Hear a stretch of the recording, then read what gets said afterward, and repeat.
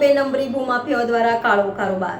ડભોઈ તાલુકાના ઓરસંગ નદીમાંથી સફેદ રેતીનો બે નંબરી ભૂમાફિયાઓ દ્વારા કાળો કારોબાર। દર વખતે વડોદરા જિલ્લા ખાણ ખનીજ રેડ કરીને લાખો રૂપિયાનો માલ જપ્ત કરે છે, પણ પછી તેની તે સ્થિતિ જોવા મળતી હોય છે। ખાણ ખનીજના અધિકારીઓ ગયા પછી ફરી બે નંબરીનો નદીના પટમાં બે નંબર રેતીનું ખનન કરવા લાગે છે। ડભોઈ તાલુકાના કરનેટ ભીમપુરામાં બે નંબર રેતીમાં ખાણ ખનીજ વિભાગનો દરોડો, 80 લાખનો મુદ્દામાલ જપ્ત કર્યો। ડભોઈ તાલુકાના કરનેટ રેતીનું હબ બનવા પામ્યું છે, જ્યાં કાયદેસર કરતાં ગેરકાયદેસર રેતીનું ખનન મોટા પાયે થાય છે।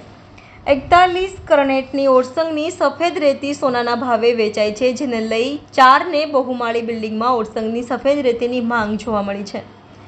જેને લઈને મોટા શહેરોમાં ઓરસંગની સફેદ રેતીની માંગ હોવાને લઈ ખાણ ખનીજ વિભાગ દ્વારા ચોમાસા દરમિયાન રેતી ખનન પર રોક લગાવી હોવા છતાંય ભૂમાફિયાઓ કાયદાને નેવે મૂકી ઓરસંગમાં મૈયામાં બેફામ રેતી ખનન કરી રહ્યા છે। આજે ખાણ ખનીજના અધિકારીઓ કરનેટ ભીમપુરા થેલામાં ગેરકાયદેસર રેતી ખનનની જગ્યાએ 5 દરોડા પાડી 5 હાઈવા ટ્રક અને 1 જેસીબી મળી 80 લાખના મુદ્દામાલ ઝડપી કાર્યવાહી થતાં ઓરસંગ પટમાં સન્નાટો છવાઈ ગયો હતો।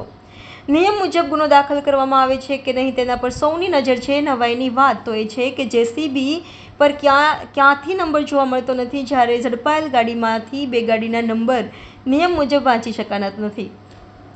ત્યારે હવે જોવાનું એ રહ્યું કે ખાણ ખનીજ વિભાગ કેટલો દંડ કોને ફટકારે છે। નંબર નહીં વાંચી શકવાનો આરટીઓના અધિકારીઓ આવા વાહન ચાલકો સામે શું કાયદેસર કાર્યવાહી કરશે ખરા? વિસ્તારમાંથી મળેલી માહિતી મુજબ કેટલીય રેતીમાં ફરતી ગેરકાયદેસર ગાડીઓ પર નંબર પ્લેટ હોતી નથી। કેટલીક ગાડીઓના નંબર ભૂતિયા હોય છે, જેના પરથી કોઈ કર્મચારીઓ કે અધિકારીઓના દૂરી સંચારથી જ આ ગાડીઓ દોડતી હોવી જોઈએ તેમ વાહન ચાલકોમાં ચર્ચાઈ રહ્યું હતું।